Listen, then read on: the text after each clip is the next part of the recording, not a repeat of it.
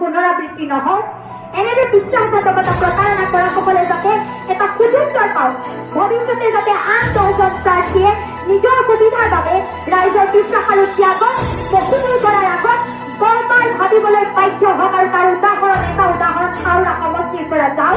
তাৰ বাবে আমি আপোনালোক সকলো আজি এনেদৰে গোট খাবলগীয়া হৈছে।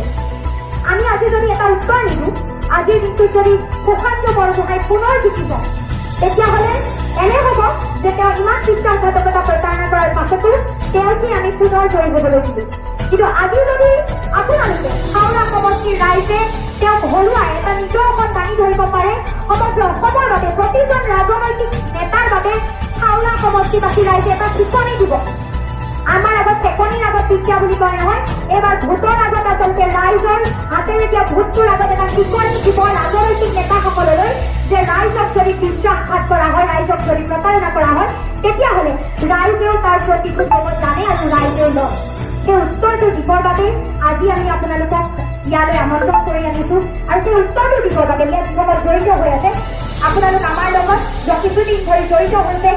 আপোনালোকে আগতে যিহেতু ৰাইজৰ দল সমষ্টিটোত নাছিলে, গতিকে সকলোৱে বিভিন্ন ধৰণৰ দল সংগঠনৰ লগত জড়িত হৈ আছিলে বা বহুজনে হয়তো কেতিয়াও ৰাজনৈতিক কোনো দল সংগঠনৰ লগত জড়িত হোৱা নাছিলে। কিন্তু আজি আপোনালোকে এটা আশা কৰি নতুন আশাৰ বাট খুলিবলৈ আমাক যে বিশ্বাসত লৈছে, আমাৰ লগত কাম কৰিবলৈ আপোনালোক ওলাই আহিছে, তাৰ বাবে আপোনালোকক আমি ধন্যবাদ জনাইছোঁ। আৰু আজিৰ দিনটোতে আমি ৰাইজৰ দলৰ এই পঞ্চায়তৰ ভূটানপুখুৰী পঞ্চায়তৰ আঞ্চলিক কমিটিখনো গঠন কৰিম। এটা কথা আজিৰ দিনটোতে স্পষ্টকৈ কওঁ, আজিৰ দিনটোৰ মুখ্য উদ্দেশ্যটো আমাৰ আঞ্চলিক কমিটিখন গঠন। দ্বিতীয়, এই এটা প্ৰতিজ্ঞা ল'ব খুজিছোঁ আমি যে এইবাৰ আমি বিশ্বাসঘাতকতা প্ৰতাৰণাৰ উত্তৰ দিম। আমি এইবাৰ সুদৃঢ় এটা উদাহৰণ দিম হাওৰা সমষ্টিবাসীৰ ৰাইজে। সেই সিদ্ধান্তটো ল'বৰ বাবে আমি সকলোৱে মিলি ৰাইজৰ দলৰ হৈ কাম কাজ আজি এইকেইটা দিন কষ্ট কৰিম দলটোৰ বাবে। আৰু এটা সকিয়নি আচলতে এটা শিকনি আমি সুশান্ত বৰগোহাঁইক বিশ্বাসঘাতকতা প্ৰতাৰণা কৰা ফলত দিম। তৃতীয়, মই যিহেতু লাগি আছোঁ ৰাইজৰ দলৰ হৈ, আপোনালোকৰ মাজত আমি বিগত বহুদিন ধৰি আহিলোঁ। অনিন্দা আছে, আমি কেইবাজনো যোনবা আমাৰ লাগি আছে ভূটানপুখুৰী পঞ্চায়ত ইঞ্চাৰ্জ হিচাপে লাগি আছে। আপোনালোকৰ দুজন আচলতে ইয়াৰে স্থানীয় যুৱক কৰণ আছে, গৌতম আছে, তেওঁলোক স্থানীয় হয়, তেওঁলোক আগলৈও থাকিব, এতিয়াও আছিল। তাৰোপৰি মনজিত লাগি আছে, আমাৰ বিশ্ব লাগি আছে। আমি ইমান কেইদিন আপোনালোকৰ বিভিন্ন অঞ্চললৈ গৈছোঁ, ৰাইজক যোগাযোগ কৰিছোঁ। বহুতেই কৈ আছে যে ৰাইজৰ দলৰ হৈ বাহিৰৰ মানুহে আহিছে। আমি আজিৰ দিনটোত মই বুথ কমিটিৰ মিটিং কেইখনতো এই কথা কৈছোঁ, আজি আঞ্চলিক কমিটিৰ মিটিংখনত কওঁ, আমি হাওৰা সমষ্টিত ৰাইজৰ দলকে আপোনালোকক গতাই দিবলৈ আহিছোঁ। আৰু এই অনুষ্ঠানটিৰ জৰিয়তে, এই আজিৰ মিটিংখনৰ জৰিয়তে আমি এটা কথাই কওঁ যে যিদৰে শিৱসাগৰত আমি ৰাইজৰ দলৰ ভেটিটো নিৰ্মাণ কৰাৰ পাছত অখিল গগৈদেৱক জিকোৱালৈকেহে আমাৰ দায়িত্ব আছিল, তাৰ পাছত কিন্তু আমাৰ দায়িত্ব শিৱসাগৰত নাই। আজি মোৰ দায়িত্ব শিৱসাগৰত নাই, একেদৰে আমাৰ দায়িত্ব ধৈৰ্যপুৰক জিকোৱালৈকেহে আছে। আমি কাইলৈ আপোনালোকে আমাক মাতিলেহে আমি আহিম, উপজাতি আমি নাহোঁ। কাম কৰিবলৈ প্ৰয়োজন হ'লে ইয়াত যদি কাৰোবাৰ অন্যায় অবিচাৰ হয়, আপোনালোকৰ বাবে যুঁজ এখন দিবলগীয়া হয়, তেতিয়া কিন্তু সকলো আমি অসমৰ ইমূৰৰ পৰা সিমূৰলৈ থিয় হ'বলৈ একেলগে আহিম হাওৰাবাসীৰ লগত। কিন্তু হাওৰা সমষ্টিত বা আপোনালোকৰ পঞ্চায়তটোত ৰাইজৰ দল মানে আপোনালোককহে বুজাব। কাইলৈ ধৈৰ্যপুৰ জয়ী হোৱাৰ পাছত ৰাইজৰ দলৰ হৈ কাম কাজ আপোনালোকে কৰিব।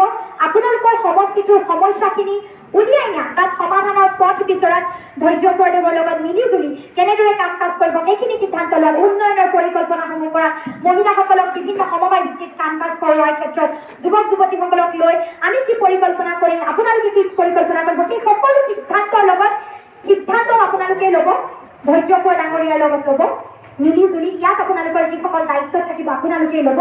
গতিকে আজি এই আঞ্চলিক কমিটিখন গঠন কৰাৰ আৰু এটা মুখ্য উদ্দেশ্য, আমি ৰাইজৰ দলকে আৰু লগতে ধৈৰ্যপুৰ ডাঙৰীয়াক আপোনালোকৰ হাতত এৰি দিছোঁ। আমাৰ দায়িত্বখিনি শেষ কৰিছোঁ। আচলতে আমি আছোঁ, এতিয়াও কিন্তু আমি আলহীয়ে হৈ থাকিম। আমি আলহীয়ে হৈ এইকেইটা দিনত হাওৰা সমষ্টিত আপোনালোকৰ পঞ্চায়তটোত ৰাইজৰ দলটোক প্ৰতি ঘৰলৈ লৈ যোৱাত, ধৈৰ্যপুৰৰ কথাটো প্ৰতি ঘৰলৈ লৈ যোৱাত আমাতকৈ বেছি আপোনালোকেই কষ্ট কৰিব লাগিব। আপোনালোকে বহুতেই কৰিয়ে আছে, কিন্তু এইকেইটা দিনত আমি যিহেতু আৰু বেছি কষ্ট কৰিব লাগিব, গতিকে আজিৰ পৰা আমাৰ দায়িত্বখিনি আমি আপোনালোকৰ হাতত এৰিছোঁ। সকলোৱে ল'বনে দায়িত্ব? ল'ব লাগিব নহয় জানো? আপোনালোকেহে সমষ্টিটোৰ কথাবোৰ নিৰ্ণয় কৰিব, আপোনালোকে সিদ্ধান্ত ল'ব, আপোনালোকৰ পঞ্চায়তটোৰ আপোনালোকে সিদ্ধান্ত ল'ব। গতিকে এই মিটিংখনৰ জৰিয়তে আমি আমাৰ দায়িত্ববোৰ আপোনালোকৰ চমজাই দিছোঁ, ধৈৰ্যপূৰ্বক চমজাই দিছোঁ। আৰু এটা কথা মই কৈয়ে ফুৰিছোঁ সকলোৰে ঘৰে ঘৰে যে আপোনালোকে যেতিয়া কথাখিনি ক'ব, এইটো কথা স্পষ্টকৈ ক'ব পাৰিব যে ধৈৰ্যপূৰ্বক ক'ৰ এফিডেভিট দিব। যিটো কথা তেখেত থাকোঁতে আজি কৈছোঁ, মই ঘৰে ঘৰে মানুহ মাতিবলৈ যাওঁতে আমি এই কথাটো কৈ আছোঁ যে যিটো কাম সুশান্ত বৰগোহাঁয়ে কৰিলে সেই কামটো ধৈৰ্যপূৰ্বকে কেতিয়াও নকৰে। তেওঁ আইনসন্মতভাৱে ক'ৰ এফিডেভিট দিব যে তেওঁ যদি নিৰ্বাচনত জয়ী হোৱাৰ পাছত ৰাইজৰ দল ত্যাগ কৰি অন্য কোনো দললৈ যায়, ৰাইজৰ বিশ্বাসঘাতকতা আৰু প্ৰতাৰণা কৰে, তেতিয়াহ'লে থাউৰাৰ ৰাইজে আৰু ৰাইজৰ দলে তেওঁৰ ওপৰত আইনসন্মত ব্যৱস্থা ল'ব পাৰিব। নিৰ্বাচনত জয়ী হোৱাৰ পাছত ধৈৰ্যপূৰ্বকে ৰাইজৰ বাবে অহা টকাৰ 1 টকাও নাখায়, কোনোদিন দুৰ্নীতি কেলেংকাৰীত জড়িত নহয়ও। এই সকলোখিনি আচলতে প্ৰতিজ্ঞা তেওঁ আইনসন্মতভাৱে আপোনালোকৰ হাতত ক'ৰ এফিডেভিটৰ জৰিয়তে তুলি দিব। এই কথাখিনি আপোনালোকে আপোনালোকৰ অঞ্চলৰ প্ৰতিঘৰ মানুহত গৈ ক'ব পাৰিব আৰু এটাই কথা ক'ব পাৰিব, মাত্ৰ এবাৰৰ বাবে বিশ্বাস কৰক, আমি কামবোৰ কৰি দেখুৱাম, তাৰ পাছতহে নেক্সটবাৰ বিশ্বাস কৰিব লাগিব, হ'ব? গতিকে আজিৰ পৰা মই আৰু ঘৰে ঘৰে ক'বলৈ নাযাওঁ, অনিন্দাও নাযাওঁ, আমি কোনো নাযাওঁ, আপোনালোকে যাব, সকলো আপোনালোকে কৰিব, হ'বনে? হ'ব। উদ্দেশ্য বাখ্যা ইমানেই।